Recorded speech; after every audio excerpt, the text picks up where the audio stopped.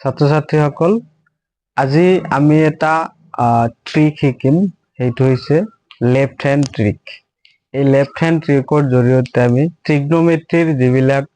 কোণ আছে এই কোণবিলাকৰ মান আমি কেনেকৈ উলিয়াব লাগে এই সহজ পদ্ধতিটো আজি তোমালোকক ভালদৰে শিকাই দিম সেইবোৰ হৈছে আটাইতকৈ যেটো মেইন সমস্যা হয় আমাৰ ছাত্ৰ ছাত্ৰীসকলৰ যে যেতিয়া sin 30 ডিগ্ৰীৰ মান উলিয়াব লাগে যেতিয়া sin 45 degree sin 60 degree sin 90 degree এই বিলাকৰ মান আমি কেনেকে অতি সহজে যদি আমাৰ বাও হাতখন আমাৰ সদায় লগতে থাকে পৰীক্ষাৰ হলত বহিলেও আমি কি কৰিব পাৰিম এই বাও হাতৰ যেটো সহজ পদ্ধতি এই পদ্ধতিৰে আমি কেনেকে মানবিলাক উলিয়াব লাগে এইটো মনত ৰাখিব লাগিব ঠিক আছে প্ৰথমতে আমি কি কৰিব লাগিব এই বাও হাতখন চোৱা এইখন হৈছে বাও হাত এই বাও হাতৰ যেটো বুঢ়া আঙ্গুলি এই আঙ্গুলিটোক আমি 90 ডিগ্ৰী বুলি কম এইটো 90 ডিগ্ৰী তাৰ পিছৰটো 60 ডিগ্ৰী তাৰ পিছৰ মধ্য আঙ্গুলি যেটো 45 ডিগ্ৰী এইটো 30 ডিগ্ৰী আৰু এইটো হৈছে 0 ডিগ্ৰী এনেকৈ আমি আইছো এতিয়া এইকেইটা মানে মাৰ্ক কৰাৰ পিছত তাৰ পিছত আমি কি কৰিব লাগিব এইটো এটা আমাক ফৰ্মুলা মনত ৰাখিব লাগিব এইটো অকল সাইনৰ ক্ষেত্ৰত ঠিক আছে সাইনৰ ক্ষেত্ৰত sin থিটা √/2 এটা এই ৰুটৰ ভিতৰত কি বহিব এইকেইটা কথা আমি আলোচনা কৰিম তেনেকুৱা ধৰা एग्जांपल sin থিটাৰ ঠাইত আমি কি কৰিছো এইফালৰ পৰা আইছো সাপোজ 90 ডিগ্ৰী ঠিক আছে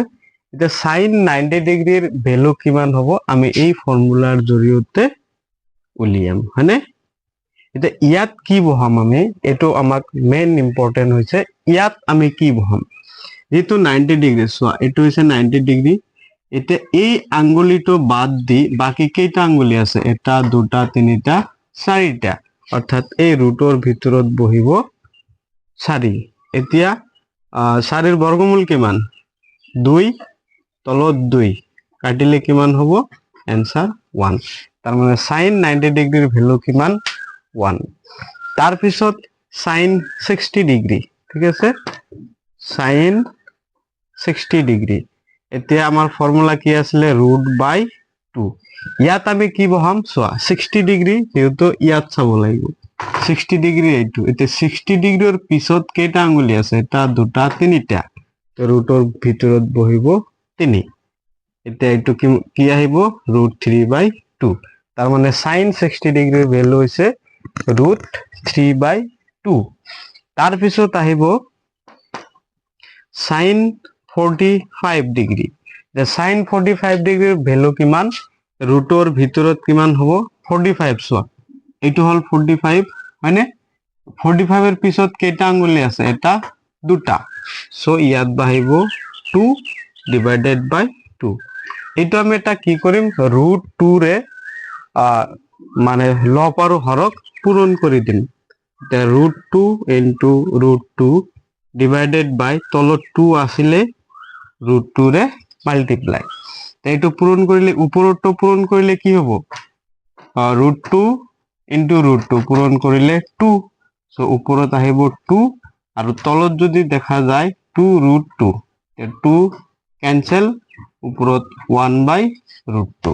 তাৰ মানে sin 45 ডিগ্ৰীৰ ভ্যালু কিমান 1/√2 এতিয়া আমাক sin 30 মানে sin 30 ডিগ্ৰীৰ মান কিমান হ'ব ফৰ্মুলা আমাৰ √/2 এতিয়া 30 সোয়া 30 এইটো হয় এটা 30 এর পিছত কেইটা আঙ্গুলি আছে এটা আঙ্গুলি আছে মানে এটা আঙ্গুলি আছে গতিকে 1 এর রুট কিমান 1 ডিভাইডেড বাই 2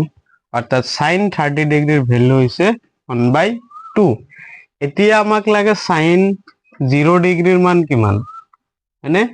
sin 0 ডিগ্রি √/2 ইয়াত ৰুটত কি বহিব সোয়া sin 0 ডিগ্ৰী হল এইটো তে 0 ডিগ্ৰীৰ পিছত আৰু কোন আঙ্গুলি আছে নেকি এইটোৰ পিছত আৰু কোন আঙ্গুলি নাই গতিকে ইয়াত 0 ই বহিব ঠিক আছে এটোৰ ভ্যালু কিমান আহিব 0/2 = 0 সো এনেকৈ আমি সাইনৰ যিমান বিলাক